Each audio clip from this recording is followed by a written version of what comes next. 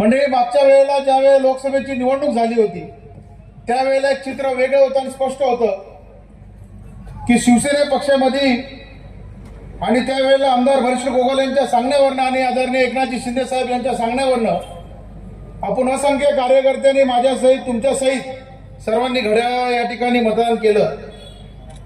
ते पाप आपल्या हातून या ठिकाणी घडलं त्याबद्दल तुमची सर्वांची मनापासून दिलगिरी व्यक्त करतो।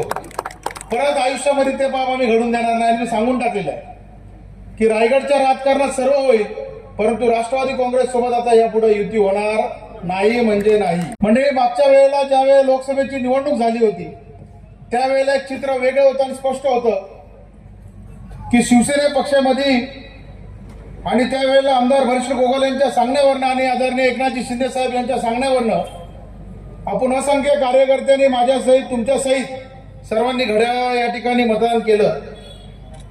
ते पाप आपल्या हातून या ठिकाणी घडलं त्याबद्दल तुमची सर्वांची मनापासून दिलगिरी व्यक्त करतो। परत आयुष्यामध्ये ते पाप आम्ही घडून देणार नाही। मी सांगून टाकलेलं आहे की रायगडच्या राजकारणात सर्व होईल परंतु राष्ट्रवादी काँग्रेस सोबत आता यापुढे युती होणार नाही म्हणजे नाही। म्हणजे मागच्या वेळेला ज्यावेळेला लोकसभेची निवडणूक झाली होती त्यावेळेला एक चित्र वेगळं होतं आणि स्पष्ट होतं की शिवसेना पक्षामध्ये आणि त्यावेळेला आमदार हर्ष गोगोल यांच्या सांगण्यावरनं आणि आदरणीय एकनाथजी शिंदे साहेब यांच्या सांगण्यावरनं आपण असंख्य कार्यकर्त्यांनी माझ्यासहित तुमच्यासहित सर्वांनी घड्याळ या ठिकाणी मतदान केलं।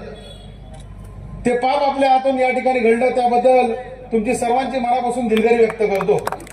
परत आयुष्यामध्ये ते पाप आम्ही घडून देणार नाही। मी सांगून टाकलेलं आहे की रायगडच्या राजकारणात सर्व होईल परंतु राष्ट्रवादी काँग्रेस सोबत आता यापुढे युती होणार नाही म्हणजे नाही। म्हणजे मागच्या वेळेला ज्यावेळेला लोकसभेची निवडणूक झाली होती त्यावेळेला एक चित्र वेगळं होतं आणि स्पष्ट होतं की शिवसेना पक्षामध्ये आणि त्यावेळेला आमदार हर्ष गोगोल यांच्या सांगण्यावरनं आणि आदरणीय एकनाथजी शिंदे साहेब यांच्या सांगण्यावरनं आपण असंख्य कार्यकर्त्यांनी माझ्यासहित तुमच्यासहित सर्वांनी घड्याळ या ठिकाणी मतदान केलं।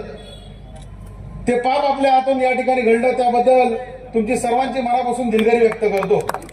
परत आयुष्यामध्ये ते पाप आम्ही घडून देणार नाही। मी सांगून टाकलेलं आहे की रायगडच्या राजकारणात सर्व होईल परंतु राष्ट्रवादी काँग्रेस सोबत आता यापुढे युती होणार नाही म्हणजे नाही। एबीपी माझा, उघडा डोळे बघा नीट।